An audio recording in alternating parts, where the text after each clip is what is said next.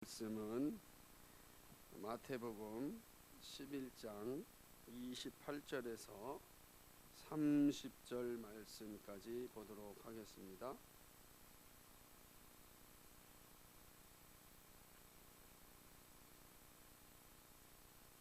마태복음 11장 28절에서 30절 제가 봉독합니다. 수고하고 무거운 짐진 자들아 다 내게로 오라. 내가 너희를 쉬게 하리라. 나는 마음이 온유하고 겸손하니 나의 멍에를 메고 내게 배우라. 그러면 너의 마음이 쉼을 얻으리니 이는 내 멍에는 쉽고 내 짐은 가벼움이라 하시니라.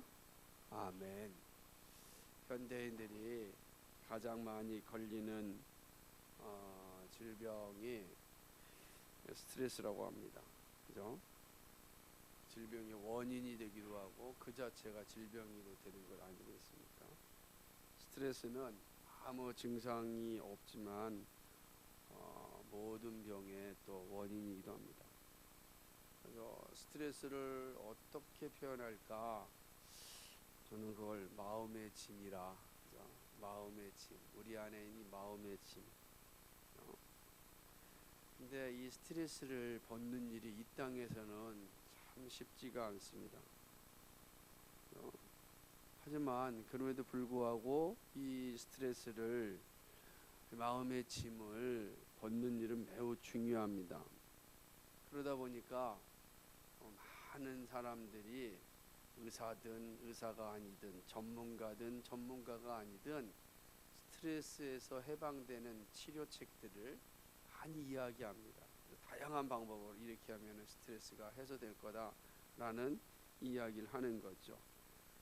그런데 문제는 이 스트레스가 생기는 경우가 한 가지라면 그 치료책을 한번 써볼 텐데, 이 스트레스가 나타나는 그 경우는 수만 가지이지 않습니까? 그러니까 수만 가지이다 보니까 사실은 치료책이라는 것이 때로는 의미가 없을 때가 너무 많습니다. 이렇게 하면은 치료가 될 거라 하는데 그것이 내 상황과 전혀 맞지 않기 때문에 사실은 그 치료책이 무의미할 때가 너무 많다라고 하는 것이죠.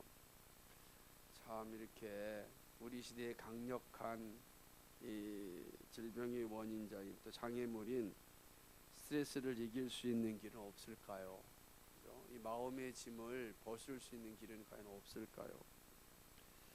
더구나 우리가 살아가고 있는 우리 시대는 정치적으로, 경제적으로, 문화적인 현상이 우리를 더욱 힘들게 하고 있습니다. 그래서 내 개인적인 스트레스가 아니라 할지라도 이 공동체적인 스트레스가 나로 하여금 쉼을 누리지 못하게 합니다. 각종 소음이 난무하는 시대입니다. 거짓 뉴스와 이념의 전쟁과 불신의 현실은 스트레스를 과중하고 있습니다.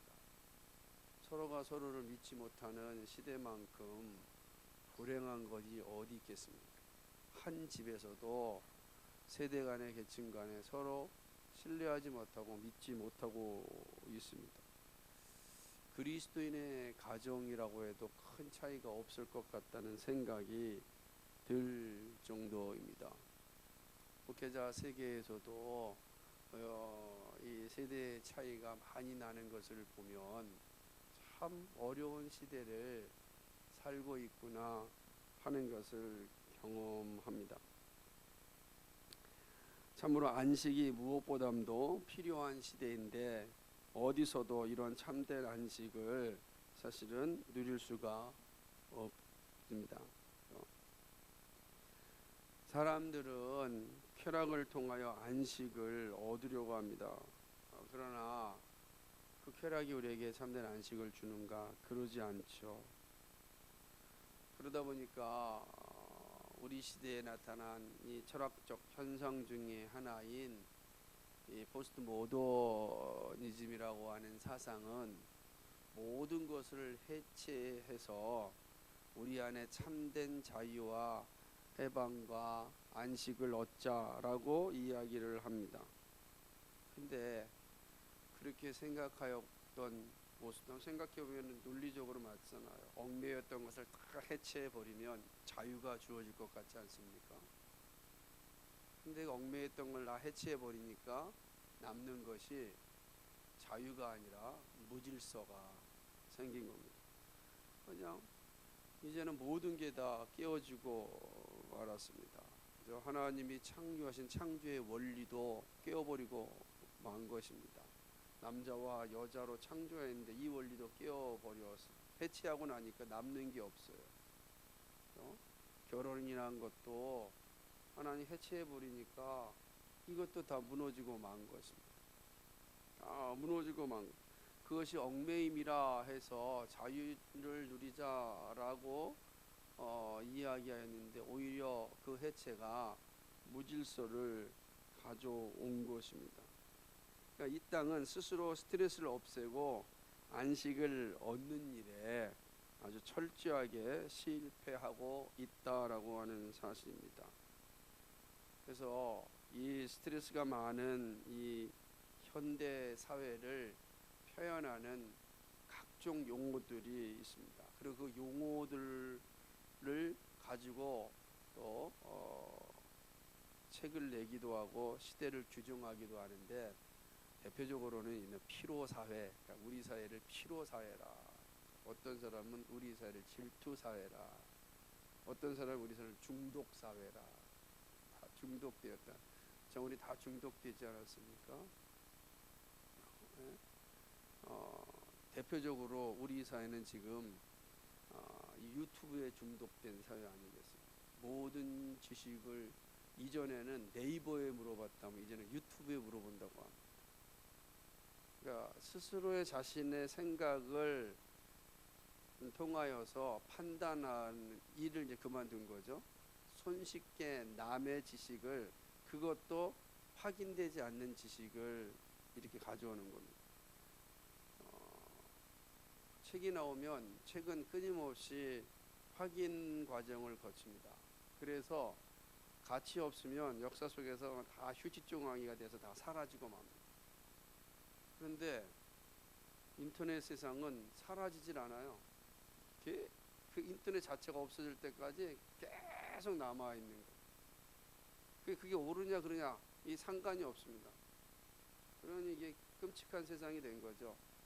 그래서 마치 인터넷 세상은 좋은 것도 참 많이 있지만 반면에 온갖 쓰레기 창고처럼 보일 때가 많이 있는 거예요. 이게 중독 사회가 된 거예요. 사람들이 다 거기에 중독돼서 우리 뭐 중고등부 친구들 아니 주일학교 친구들부터 시작해서 전부 다 유튜브 보고 하루를 시작해서 유튜브 보고 하루를 마감하는 그러한 사회, 중독 사회가. 왜 그렇게 중독 사회가 됐는가? 이 스트레스를 풀 길이 없으니까 거기에 몰두해서 해소하려고 하는 거죠.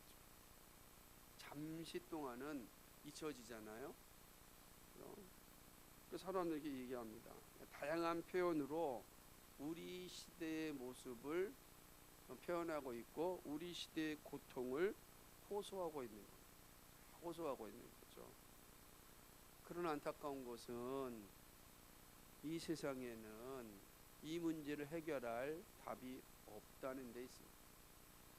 그러니까 계속해서 새로운 사회의 현상들이 나타나고 있는 것 아니겠습니까? 각종 모습들이 나타나죠. 예수님은 이러한 고민 가운데 있는 모두에게 사실 한 가지 길을 말씀합니다. 그것은 바로 주님께 오라는 것입니다. 거기서부터 시작하자고 지금 말씀합니다.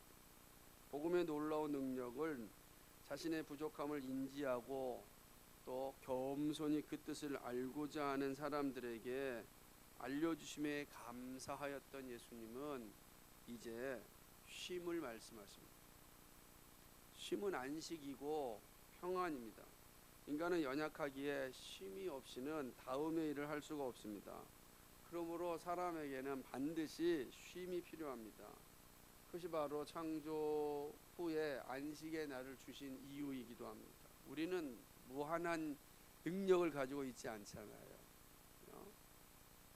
우리 교회에서 장단지가 가장 튼튼하고 그리고 가장 힘이 있는 사람이 누군지 아십니까? 제 주관적인 거예요. 김석현. 그러나 석현이가 아무리 장단지가 튼튼하고 한다 할지라도 에너자이저는 아니잖아요. 그래서 100만 돌이는 아니랍니다. 아무리 다 끝까지 할 수 있는 게 아니라 시간이 되면 지치고 쉬어야만 되는 것입니다. 그렇죠. 그래서 하나님께서는 우리에게 안식의 날을 주셔서 쉬어야 다음에 일을 할 수 있다라고 하는 겁니다. 근데 마찬가지로 이건 단지 육체적인 쉼뿐만 아니라 우리 영적인 쉼도 마음의 쉼도 동일한 것입니다.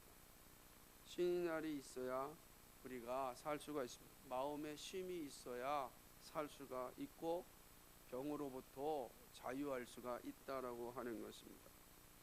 예수님이 안식을 주지 않으면 사실은 휴일을 갖는다고 평안을 누릴 수는 없습니다. 안식일이 있다 할지라도 그 안식일에 주님이 주신 안식이 없으면 그 날이 아무 의미가 없다라고 하는 거죠. 여러분이 휴일을 갖는다 할지라도 그 휴일에 주님이 주시는 안식이 있을 때 그 휴일이 참된 쉼이 되는 거예요. 참된 안식을 누리는 날이 될 수 있다라고 하는 것입니다. 오늘 28절에서 예수님이 이렇게 말씀하십니다. 수고하고 무거운 짐진 자들아 다 내게로 오라. 내가 너희를 쉬게 하리라. 이렇게 말씀합니다. 수고하고 무거운 짐진 자들을 초청하는 주님을 봅니다. 이 세상에는 수고하고 무거운 짐진 자들이 있음을 전제하는 말씀이죠. 수고하고 무거운 짐진 자들이 이 땅에는 아주 그냥 바글바글하다는 거예요. 근데 이 말은 또 어떤 의미를 함의하고 있냐면 수고하고 무거운 짐진 자들은 결코 하나님이 주시는 안식에 들어갈 수가 없다는 거예요. 결코 구원의 기쁨을 누릴 수가 없음을 이야기합니다. 그런데 문제는 이 땅의 사람들은 이 수고하고 무거운 이 짐을 스스로 해결할 수가 없습니다. 그러므로 쉼이 없는 거예요. 쉼이 없다는 것은 그에게는 하나님이시는 그 구원의 기쁨도 또 안식의 즐거움도 없다라고 하는 것입니다. 그러므로 이 수고하고 무거운 짐을 벗어버려야 합니다. 벗어버리지 않고서는 우리에게는 참된 평안을 보장할 수가 없어요. 소망이 없는 인생이다라고 하는 것입니다. 물론 사람들이 자신의 삶을 정직하게 대면하지 않아서 내가 지금 어떠한 짐을 지고 있는지 모를 때는 혹이 있습니다. 그러나 우리가 한 번이라도 내 삶을 생각해 보면 내가 얼마나 많은 짐을 지고 살아가고 있는지 알게 될 것입니다. 자, 그렇다면 수고하고 무거운 짐은 무엇을 의미하는 것일까? 예수님께서 수고하고 무거운 짐진 자들아 다 내게로 오라. 내가 너희를 쉬게 하리라 말씀하셨는데 이때 수고하고 무거운 짐은 무엇을 의미하는 것일까? 그것은 우선 율법을 통하여 자신의 죄 문제를 해결하고자 하는 짐을 의미합니다. 그러니까 이 무거워 수고한 짐은 율법을 통하여 자신의 죄의 짐을 해결하려고 하는 거예요.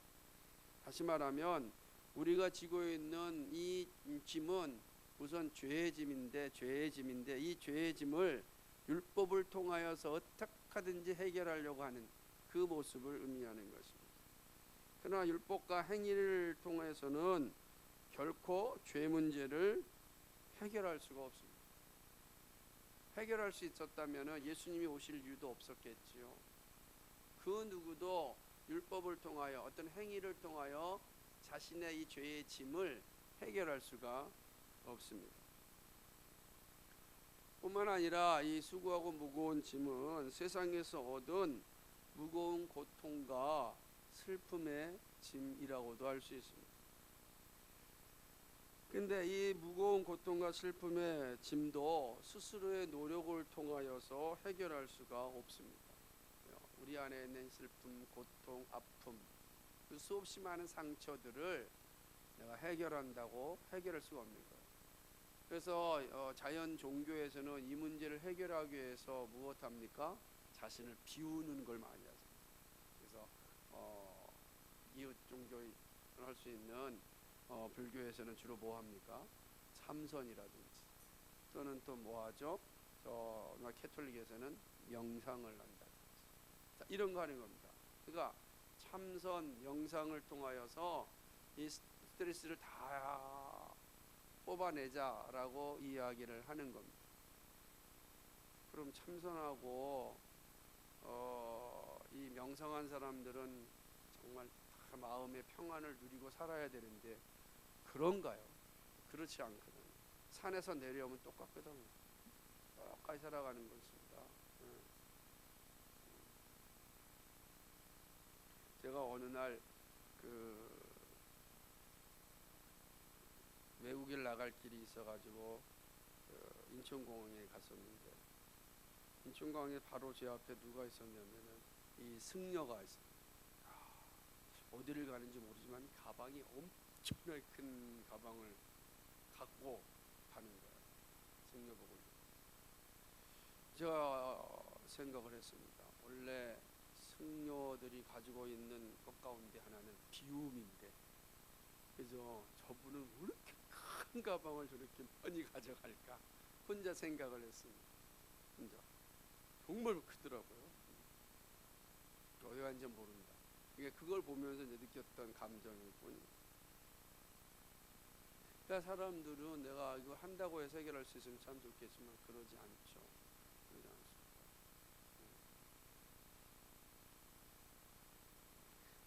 오직 이 문제 해결할 수 있는 것은 복음의 능력이 임할 때 해결을 한다. 이게 주님께서 말씀하시는 거예요. 그리고 주님은 말씀하시기를 내게로 오라고 말씀합니다. 주님만이 이 문제를 해결하여 주실 수 있습니다. 그래서 주님은 내게로 오라고 초청하시는 것입니다. 이것은 25절과 27절에서 주셨던 말씀과 짝을 이루는 겁니다. 25절과 27절에서는 하나님의 주권을 강조하셨거든요. 하나님의 주권을 이야기한 게 25절과 27절의 말씀인 것입니다. 그래서 아들의 소원대로 계시를 받는 자 외에는 아버지를 아는 자가 없다. 그리고 아버지의 뜻을 강조하였습니다. 근데 28절에서는 이제는 우리의 결단을 요구하고 있습니다. 우리의 결단. 수고하고 무거운 짐진 자 다 내게로 오라는 거예요. 내가 그 결단에 순종하라고 말씀하고 있는 거죠. 주님이 우리를 부르실 때 우리는 적극적으로 주님께로 가야 합니다. 이것은 단지 교회에 오는 것으로 만족하지 말라는 것입니다. 인격적인 예수님을 만나는 자리까지 가야 함을 의미합니다. 그러면 주님께서 우리에게 쉼을 주실 것이라 약속하셨습니다. 이 말씀은 예레미야 6장 16절 말씀의 인용입니다. 구약성경 예레미야서 6장 16절 말씀을 보면 여호와께서 이같이 말씀하시되 너희는 길에 서서 보며 옛적 길 곧 선한 길이 어딘지 알아보고 그리로 행하라. 너희 심령이 평강을 얻으리라 하나. 그들의 대답이 우리는 그리로 행치 않겠노라 하였으며 라는 말씀.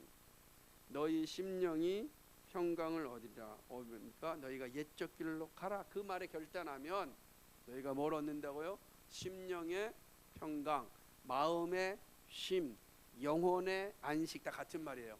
얻을 것이다. 이렇게 말씀하시는 것입니다. 예수님께 나오는 자가 누리는 것은 바로 이런 심령의 평강, 마음의 쉼, 영혼의 안식입니다. 이러한 쉼을 주시는 이가 바로 예수 그리스도라는 사실이죠.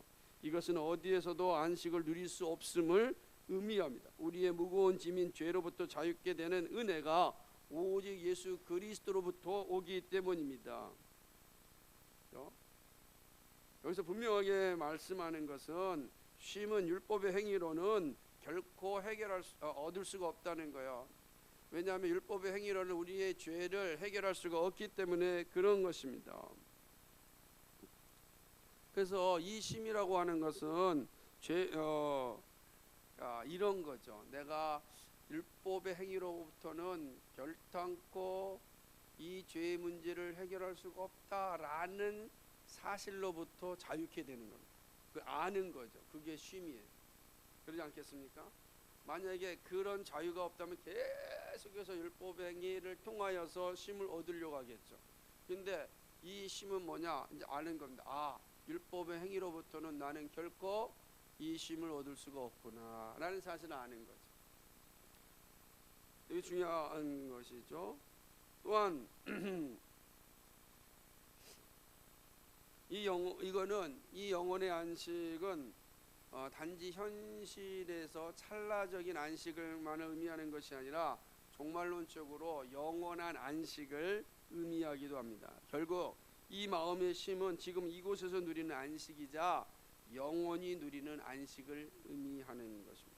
우리가 주님의 초청을 받으면 이 심령의 평강을 얻게 된다는 겁니다. 그러면 내가 이제는 율법으로 기대지 않는 자유를 얻을 뿐만 아니라 나로 하여금 영원한 안식을 얻게 한다라고 하는 것이죠.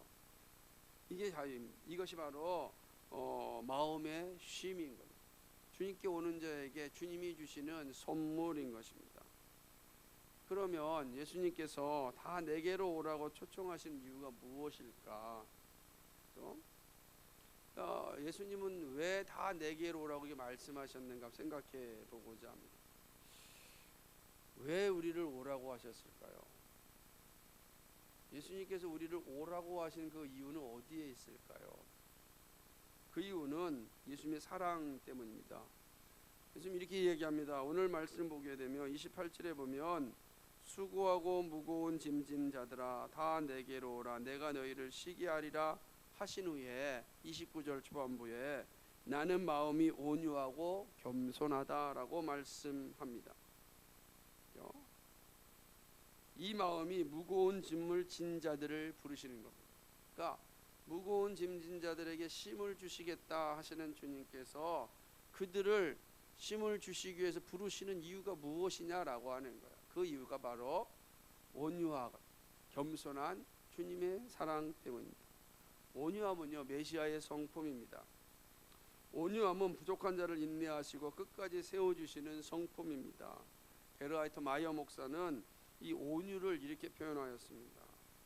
온유는 하나님을 찾다가 공고해진 사람에게 생명의 샘으로 인도하는 도움을 주는 사랑이다. 저는 이 표현이 너무 좋더라고요. 그렇죠? 하나님을 찾다가 공고해진 사람에게 생명의 샘으로 인도하는 도움을 주는 사랑.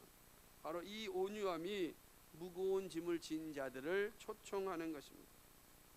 또한 주님은 겸손하십니다. 내게로 오라라고 하신 주님께서 나는 온유하고 겸손하다라고 하였습니다. 이 겸손은 바리새인들과 비교하면 정확히 나타납니다. 바리새인들은 교만한 사람들이죠.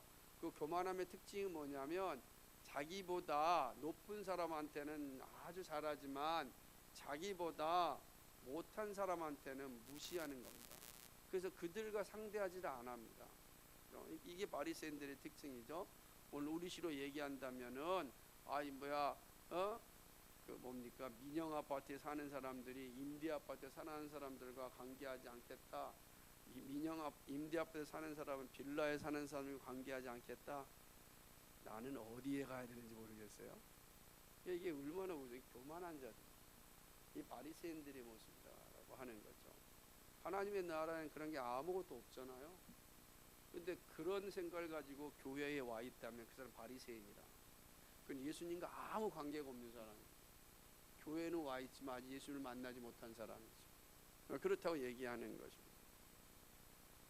그 다 이해해주고 있는 것이죠. 근데 겸손은 작은 자에게 다가가는 성품입니다. 작은 자의 말에 귀를 기울이는 성품이 겸손입니다. 연약한 자들을 안타깝게 여기시고 가서 이렇게 세워주시는 바로 겸손입니다. 겸손은 그래서 무릎꿇음이라고 할 수가 있는 것이죠. 자기를 자랑하는 것이 아니라 타자의 귀를 기울입니다. 타자의 이웃에게 귀를 기울이는 사람이다라고 하는 거죠. 그러기에 주님은 수고하고 무거운 짐진 자들을 부르실 수 있는 거예요. 부르시는 거예요. 하나님이신 예수님께서 수고하고 무거운 짐자를 부를 수 있는 것은 그분이 온유하고 겸손하신 분이기 때문에 그런 것입니다. 그런 예수님은 이렇게 초청한 자들에게 이제 쉼을 얻을 수 있는 길을 알려주십니다. 주님이 알려주신 길은 28절 하반절에 있는 것처럼 나의 멍에를 베고 배우는 겁니다. 이렇게 배울 때 마음의 쉼을 얻을 것이라고 이야기합니다. 예수님께서는 수고하고 무거운 짐자 다 내게로 오라 초청하셨습니다. 초청할 수 있는 이유가 뭐죠? 쉼을 주겠다는 거예요. 쉼을 주겠다는 거예요. 그런데 이렇게 초청할 수 있는 그러한 자격이 어디에 있냐? 예수님이 온유하고 겸손한 성품에 있다는 거예요. 이렇게 초청하신 예수님께서 이제는 초청에 응한 자들에게 쉼을 얻을 수 있는 길을 알려주십니다. 그것은 바로 나의 멍에를 메고 배우라는 거예요. 그럴 때 마음의 쉼을 얻을 것이라고 이야기합니다. 예수님의 멍에를 메고 배우라는 말씀입니다. 근데 여기 보면은 좀 이상하지 않습니까? 이게 아까 말씀한 이웃 종교들과 다른 거예요. 자연 종교랑 다르다는 거예요. 무슨 말이냐면 예수님께서 이야기하시기를 쉼을 주시겠다고 말씀하셨는데 오셔가지고서 우리가 상식적으로 생각하면은 내게로 오라 내가 네가 진 짐을 내가 벗겨주겠다 이렇게 말씀하면 쉽잖아요. 근데 그렇게 말씀하지 않고 뭐라고 했어요? 오히려 나의 멍에를 메라고 얘기합니다. 지금 수고 무거운 짐이 있는데 예수님이 뭐라고 얘기합니까? 또 나의 멍에를 메라 이렇게 말씀을 하는 것입니다. 마치 짐에다가 더 얻는 것 같은 모습이 아닙니까? 도대체 이렇게 말씀하신 이유가 무엇일까요? 이 말씀은 수고하고 무거운 짐을 좀 생각해야 합니다. 수고하고 무거운 짐은 율법과 행위로는 결코 마음의 평강을 누릴 수 없습니다. 그렇다면 율법과 행위를 버리면 우리가 마음의 평화를 누릴 수 있을까요? 그죠? 이 되는 겁니다. 율법과 행위로 내가 마음의 평강을 누릴 수가 없어요. 그럼 이제 나는 내가 이제 내 말들 율법과 행위를 열심히 사용하여서 짐을 버렸다. 그러면 내 안에 평화가 주어지는가? 그렇게 얘기하는 겁니다. 마음의 평강은 죄로부터 해방되는 것입니다. 근데 우리가 잘 이해해야 되는 건 그러니까 우리의 평화는 죄로부터 해방되는 것이죠. 다시 말하면 여기에 뭘 붙여야 되냐면 하나님을 섬기는 일에서 자유하게 되는 것이 아니라고 하는 겁니다. 그러니까 내가 죄의 짐을 벗는 것이지 내가 하나님의 일을 하지 않는 것이 아니라는 거예요. 그러니까 여전히 그죠? 죄의 짐을 벗은 자에게 주어지는 삶의 모습이 뭐냐? 여전히 하나님의 일을 감당하는 것입니다. 죄의 짐을 벗어버린다고 죄의 유혹이 사라지는 것이 아닙니다. 그러므로 죄의 유혹을 이기고 참된 평강을 누리기 위해서는 십자가의 멍에가 필요한 것입니다. 그러므로 우리는 참선을 하거나 명상을 해서 내 속에 있는 것을 다 비워버리면 거기에 평화가 오는 게 아니라는 거예요. 그렇게 와서 평화가 온다면 열심히 율법과 행위를 통하여서 내 속의 걸 다 비워버리면 돼요. 그런데 비워버렸다고 평화가 오는 게 아니라는 거예요. 예수님 말씀하십니다. 뭐죠? 그리스도의 멍에를 메어야만 너희 안에 있는 이 죄의 짐으로부터 자유하게 될 뿐만 아니라 그 그리스도의 멍에가 너희를 참된 평화의 길로 인도한다 이렇게 말씀하시는 것입니다. 이 말씀 잘 이해하셔야 돼요. 멍에는 소의 목에 거는 도구로 소가 마음대로 행동하지 않고 주인의 뜻에 따라 행동하도록 하는 겁니다. 양쪽 어깨에 딱 매는 거죠. 움직이지 못하게 하는 겁니다. 이거는요 유대 전통에 의하면 순종의 상징입니다. 그렇죠? 오직 주님만 따르겠다는 의미입니다. 즉 예수님을 나의 영적인 안내자로 혹은 선생님으로 삼는 것입니다. 싹 비워가지고 그럼 어떻게 가야 돼? 다 비운 다음에 여러분 생각해보죠. 다 비웠습니다. 생각도 비우고 마음도 비웠습니다. 그 다음은 어떻게 살아야 되겠습니까? 그죠? 갈 곳이 없잖아. 비우고 난 뒤에는. 주님은 우리에게 말씀하시기를 비우는 것이 너희의 갈 길이 아니라 진정으로 주는 채우는 거라는 거예요. 지금까지 너희가 죄의 짐, 죄를 채웠기 때문에, 이 세상 것으로 채웠기 때문에 평안이었고 평강이었고 가야 할 길을 가지 못하였다는 겁니다. 그러므로 너희에게 진짜 평안과 안식을 얻으려면은 평안과 안식으로 가는 것으로 채워야 한다는 거예요. 그게 무엇이냐? 예수 그리스도라는 거예요. 너희가 예수 그리스도로 너희 안을 채우라는 거예요. 우리 안에 채우는 거, 비우는 게 아니라 우리는 예수 그리스도로 채우는 겁니다. 채워야 됩니다. 우리가 예수 그리스도 채울 때 채워진 예수 그리스도께서 우리에게 쉼을 주신다라고 하는 것이죠. 그러므로 멍에를 맨다, 예수님의 멍에를 맨다는 것은 이제 예수님을 나의 영적인 안내자요 선생님으로 삼는 것입니다. 그래서 예수님을 전적으로 의지하고 순종하며 따르겠다는 겁니다. 다른 생각이 아니라 내 안에 있는 예수 그리스도만 순종하고 예수 그리스도만 바라보고 예수 그리스도를 살겠다라고 하는 것이죠. 이렇게 주님은 자신이 하나님 앞에 적극적으로 순종하였듯이 모든 신자는 예수님과 동일한 순종, 즉 자신의 멍에를 메고 예수님을 배우라고 말씀합니다. 더구나 이게 배운다라고 하는 것은 이 능동태입니다. 그러니까 능동적으로 배우라는 거예요. 또 먹여주도 먹지 말고 너희가 그냥 막 먹고자 열심을 내라는 겁니다. 능동적으로 막 가서 먹으라는 거예요. 예수님 앞에 적극적으로 나오라라고 이야기하는 것입니다. 오직 예수님만이 나의 소망이며 구주이시며 진리임을 고백하고 배우는 일입니다. 여기서 배운다라고 하는 것은 예수님에 대하여 전부 알고자 하는 마음입니다. 신자의 일생은 그리스도를 아는 지식에서 자라가는 것입니다. 그리스도를 배우면 배울수록 우리의 심령은 참된 평안을 누릴 수 있기 때문입니다. 그러므로 우리가 참된 평안을 누리지 못하는 것은 여전히 그리스도를 아는 지식이 부족하기 때문이에요. 충만할 때까지 우리는 그리스도를 아는 지식 가운데 살아가야 되는 것입니다. 그리스도께 나왔다고 끝나는 것이 아니라 그리스도를 아는 일에 충만한 자리에 이를 때까지. 그래서 뭐라고 얘기하죠? 그리스도의 장성한 분량에까지 자라라라고 이야기하는 것입니다. 이것이 이 땅에서 우리가 참된 평안을 누리는 길인 것입니다. 그래서 예수님은 나의 멍에를 배우라고 말씀하십니다. 그러면서 예수님은 매우 중요한 말씀을 하십니다. 그 말씀이 30절이에요. 한번 보세요. 이렇게 얘기합니다. 이는 내 멍에는 쉽고 내 짐은 가벼움이라 이렇게 말씀합니다. 왜 갑자기 이런 말씀하셨을까요? 멍에를 지라고 하니까 죄의 짐도 힘들었었는데 멍에까지요? 그걸 감당할 수 있을까요? 제가요? 그걸 아시는 거예요. 그 이야기하는 겁니다. 내 멍에는 쉽고 가볍다라고 하는 거, 결코 어려운 것이 아니라는 말씀입니다. 그러므로 주님의 말씀하신 대로 순종하며 마음의 평화, 영혼의 안식을 누릴 수 있다고 말씀하는 것입니다. 예수님의 명예는 율법과 비교할 수 없습니다. 왜 그런지 아십니까? 율법은 내 스스로 감당해야 합니다. 내가 스스로 해야 되는 거예요, 율법은. 그런데 멍에는, 주님의 멍에는 주님이 함께 하십니다. 주님이 도와주십니다. 주님이 우리에게 그 멍에를 질 수 있는 능력을 베풀어 주시는 것입니다. 예수님은 십자가의 멍에가 쉽다고 말씀합니다. 이것은 우리의 신앙 여정에 유익이 되고 위로가 되기 때문입니다. 더구나 성령께서 감당할 수 있는 힘을 끝까지 공급하여 주십니다.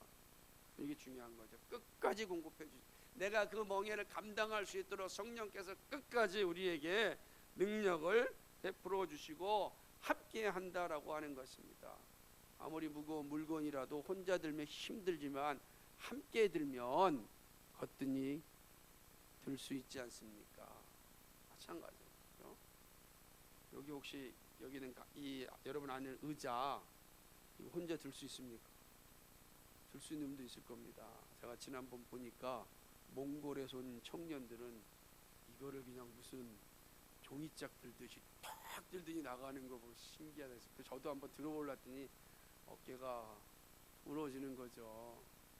근데 이게 둘이 들거나 셋이 들면 금방 들잖아요. 주님께서 내 멍에는 쉽고 가볍다라고 이해하는 것은 내가 너와 함께 들어준다는 거예요. 네가 말씀을 따라 살아가면 내가 너와 함께 들어준다는 거예요. 그러므로 쉽고 가볍다는 거예요. 언제까지요? 우리의 인생이 끝날 때까지. 언제까지요? 새하늘과 새 땅에 들어갈 때까지 주님께서 함께 들어준다는 겁니다. 그러므로 너희는 내 멍에를 메고 나를 따르면 내가 너에게 쉼 평화를 주겠다라고 이야기하는 것입니다. 여러분, 새에게 있어서 깃털이 짐일까요? 그죠? 새에게서 깃털은 짐이 아닙니다. 마찬가지입니다. 그리스도의 멍에도 우리에게 있어서는 짐이 아닌 것입니다. 바로 왜냐하면 성령이 우리를 도와주시기 때문입니다. 그러므로 마침내 우리는 심령의 평강을 누릴 수 있습니다. 이것이 바로 오늘 본문의 말씀입니다. 이 짧은 세 구절이지만 상당히 중요한 의미를 담고 있어서 길게 또 자세하게 설명하였습니다. 예수님은 수고하고 무거운 짐진 자들을 초청하시고 그들에게 심령의 평안을 약속하여 주셨습니다. 이것은 우리 시대에 더욱 필요한 초청입니다. 주님은 여전히 오늘도 우리에게 말씀하십니다. 다 내게로 오라고 초청하십니다. 누구에게나 예외가 없습니다. 누구든지 수고하고 무거운 짐진 자들이라면 다 내게로 오라고 초청하십니다. 이 주님의 초청이 우리에게 주는 교훈이 무엇입니까?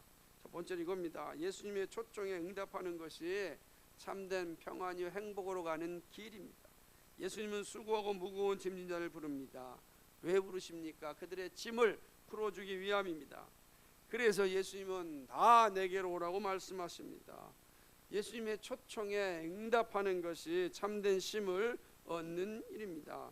예수님의 초청을 받아 누구든지 예수님께 나오는 자는 하나님의 자녀가 되는 은혜를 누립니다. 이것이 약속 있는 말씀입니다. 더구나 예수님은 자신에게 나오는 자를 결코 내어쫓지 않는다고 말씀하셨습니다. 그는 온유하고 겸손한 분이기 때문에 자신에게 나오는 자는 그가 누구든지, 그가 어떠한 상태에 있든지, 그가 어떠한 모습을 가지고 있든지 빈부에 상관없이 누구든지 나오는 자는 예수님께서 내어쫓지 아니한다 말씀하셨습니다. 요한복음 6장 37절 말씀입니다. 한번 찾아보시겠어요? 여러분, 요한복음 6장 37절입니다.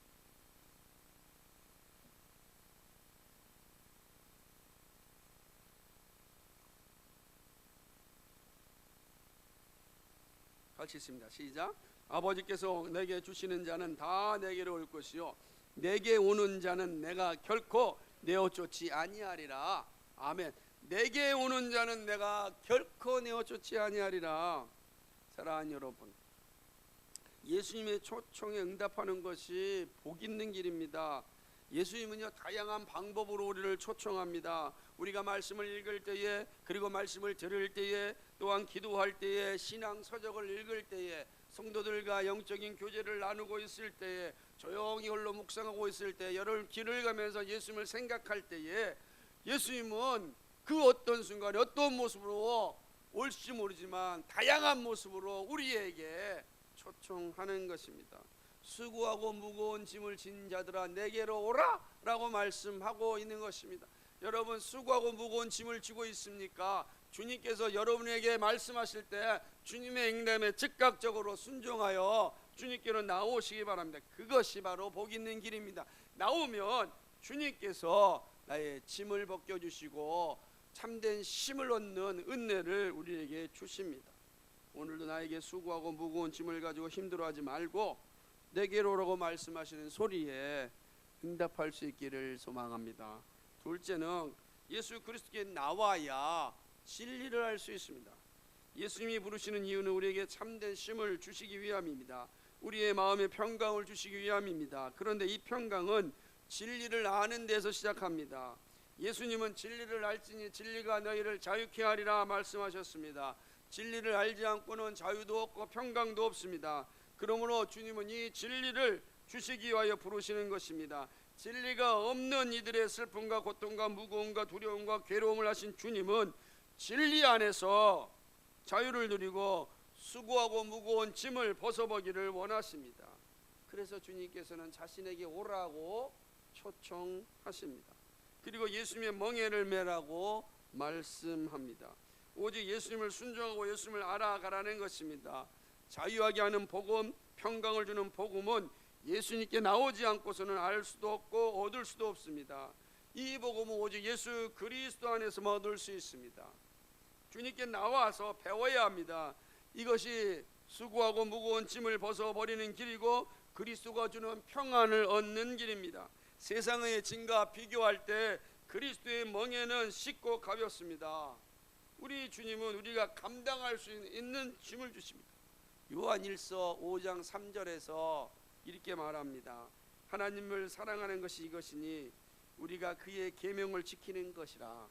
그의 계명들은 무거운 것이 아니로다.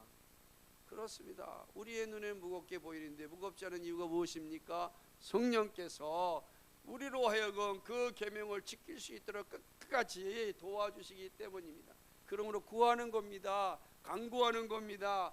또 주님께 나오는 겁니다. 주님 이 짐을 감당할 수 있게 해달라고 간구하는 것이죠. 무거운 것이 아닌 이유는 질 수 있는 능력을 겸하여 주시기 때문입니다. 그러므로 우리는 그리스도께 나오는 일에 열심을 내어야 합니다. 진리를 아는 즐거움과 기쁨이 거기에 있고 마음의 평화를 누리는 은혜가 바로 거기에 있습니다. 그러므로 주님께서 내게로 오라라고 말씀하는 거예요. 내게로 와야 진리를 알고 진리를 알 때 너희가 평화를 누릴 수가 있기 때문에 그렇습니다. 주님 앞에 나오는 은혜가 여러분에게 있기를 소망합니다. 세 번째로는 예수 그리스도는 영적인 피난처입니다. 예수님이 이렇게 초청하시는 것은 예수님이 우리에게 참된 평안과 안식을 주시는 피난처이시기 때문에 그렇습니다. 피난처입니다. 안식은 수없이 많은 전쟁이 일어나고 있는 데서도 평안을 누릴 수 있는 것은 그것이 방공호기 때 가능한 거죠. 이 세상은요 우리에게 참된 안식처를 제공하지 못합니다. 부패한 죄인들은 오직 자기 중심주의로 살아갑니다. 우리의 본성도 성령의 지배 아래 있지 않으면 항상 자기 중심주의로 나타납니다. 여러분 자기 중심이 딱 나타나면 평안이 딱 사라집니다. 왜냐하면 거기 그리스도가 없기 때문에 평안이 확 사라지는 거예요. 여러분 속상하지 않습니까? 제가 가장 속상한 건 뭐냐면 이 하나님이 주신 평안을 내가 까먹을 때요. 문제는 나만 까먹는 것이 아니라 이웃도 평안을 누리지 못합니다. 그러므로 오직 우리가 평안을 누릴 수 있는 길은 예수 그리스도 안에 있는 것, 예수 그리스도의 멍에를 메고 예수 그리스도 안에 늘 있을 때 평안이 우리에게 주어집니다. 예수 그리스도가 우리의 영적인 안식처입니다. 그러므로 예수님은 수고하고 무거운 짐진 자들 다 내게로 오라고 말씀하는, 내가 피난처라, 내가 안식처, 내 안에 있으면 너희가 평안을 누릴 것이다 라고 이야기합니다. 그런 의미에서 예수님은 우리의 영적 라브리예요. 그죠? 라브리는 프랑스어 말로 피난처라는 뜻입니다. 그래서 우리가 다 우리 나브리잖아요. 우리의 모임이 나브리 피난처. 그죠? 수고하고 무거운 짐진 자들이 마음 놓고 쉴 수 있는 영적인 피난처가 바로 예수님입니다. 그렇죠? 그런 의미에서 오늘 삶의 향기에서 나타난 것처럼 베이스 캠프이기도 하죠. 우리에게 시작할 수 있는 베이스 캠프이기도 하죠. 우리는 세상에서 무너지고 지칠 때 피난처가 있으면 참 힘이 되죠. 근데 만약에 없다고 생각해, 어디 갈 데가 없다고 생각해 보죠.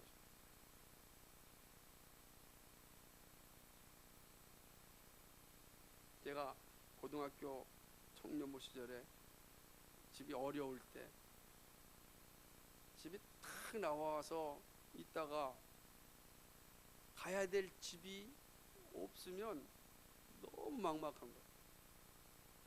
제가 아마 군대 가기 전까지 한 1년 동안은 교회 그 유치원실에서 제가 자고 살았거든요. 유치부실에서, 유치부 애들 책상 위에서 잠자면서. 그때 저 혼자 잤으면 외로울 텐데 아침 우리 전도사님도 저 광주에서 있다가 서울로 와서 집이 없어가지고 저랑 함께 유치원 생활을 유치부에서 가면은 같이.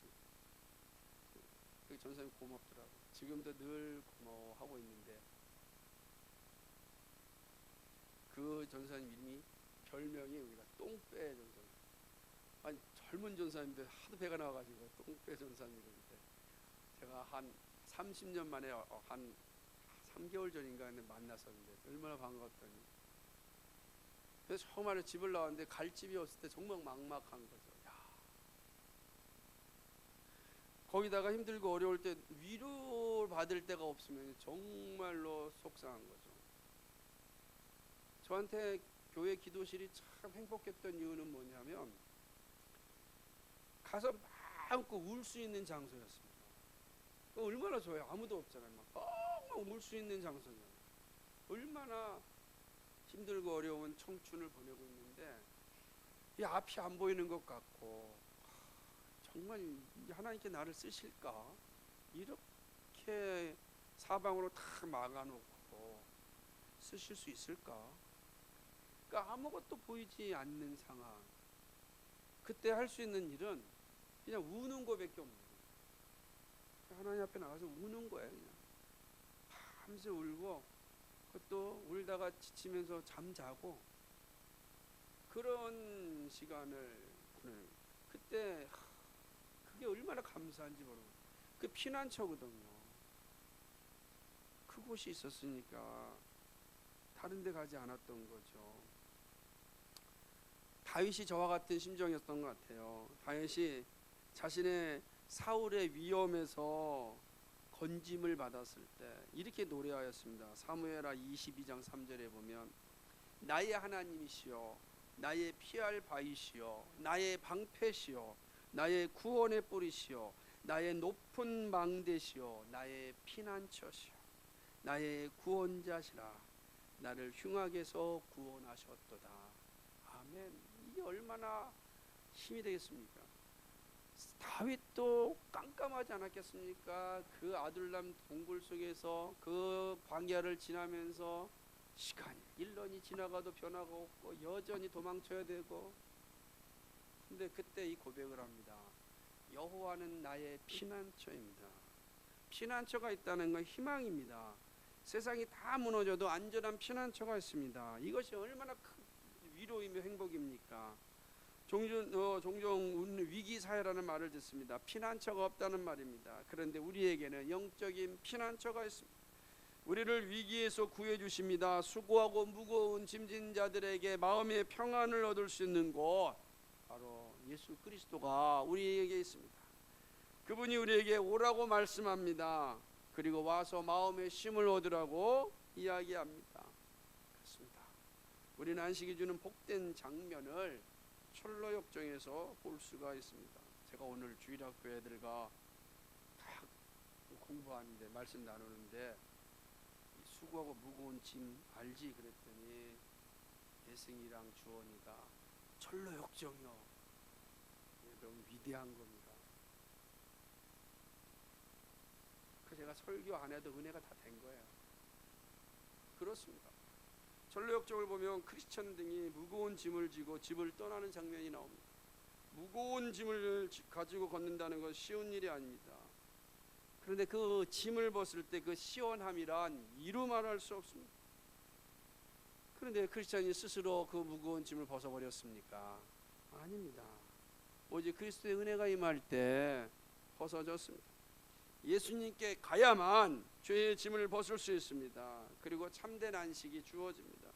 예수님은 내가 너희를 쉬게 할 것이라고 약속하여 주셨습니다. 이렇듯 예수님 우리의 피난처이십니다. 우리가 숨 쉴 수 있는 회복소입니다. 주님은 지금 우리에게 수고하고 무거운 짐으로 고난받고 있다면 내게로 와서 내려놓고 쉼을 얻으라고 말씀합니다. 사랑하는 여러분, 주님 안에서 다시금 힘을 얻을 수 있는 은혜가 있기를 간절히 소망합니다. 말씀을 맺습니다. 누구든지 주님께 나오는 자는 수고하고 무거운 짐에서 해방되는 기쁨을 누릴 것입니다. 그러나 여러분, 초청에 응하지 않는다면 여전히 무거운 짐을 지고 살아갈 것입니다. 지금 여러분의 상태는 어떠합니까? 참으로 영혼의 안식을 소망하고 있습니까? 또한 여러분의 문제가 무엇인지 잘 알고 있습니까? 수고하고 무거운 짐을 홀로 지고 가느라 지치고 힘들지는 않습니까? 세상의 방법으로도 어떠한 안식을 얻을 수 없습니다. 오직 주님께 나오는 것이 마음의 평안을 얻는 길입니다. 주님께 나와서 주님의 말씀을 들으시기 바랍니다. 그러면 주님께서 주시는 평안을 받게 될 것입니다. 그리고 주님께 나오는 자는 더욱 열심을 다하여 주님을 아는 일에 힘을 내야 됩니다. 이미 주님께 나왔다면 더욱더 열심을 다하여 더욱더 힘을 다하여 예수님을 알아야 됩니다. 인격적인 주님을 만나야 되는 것입니다. 내 안에 영적인 만족이 충만할 때까지 더욱더 주님과 교제할 수 있어야 합니다. 거기에 주님이 주시는 안식에 여러분에게 충만하게 임할 것입니다. 히브리서 11장은 우리 앞에서 이러한 짐을 벗어버리고 믿음의 경주를 경주하였던 선진들의 기록입니다. 이들이 우리의 증언자들입니다. 그래서 히브리서 12장 1절에서 이렇게 이야기합니다. 이러므로 우리에게 구름같이 둘러싼 허다한 증인들이 있으니 모든 무거운 것과 얽매이기 쉬운 죄를 벗어버리고 인내로써 우리 앞에 당한 경주를 경주하며. 아멘. 이들이 우리의 증인이라. 허다한 증인이 허다한 증인.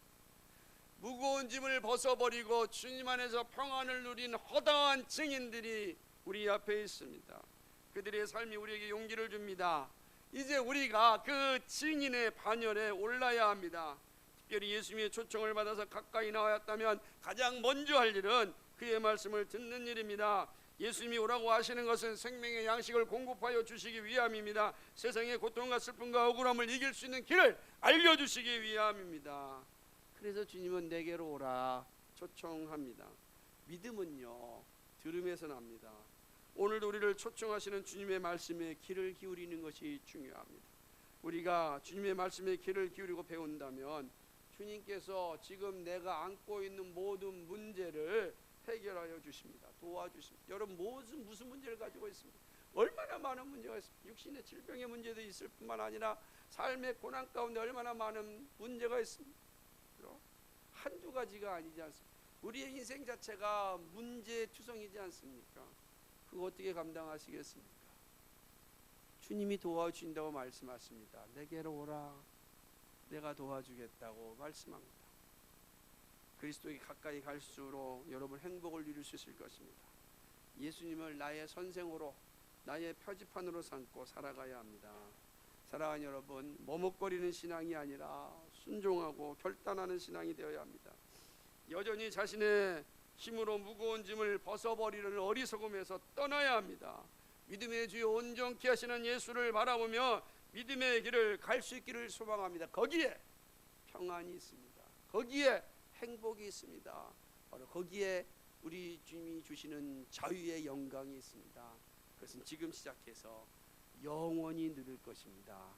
이 영원한 행복을 우리 함께 누리기를 주님의 이름으로 축복합니다. 기도합니다.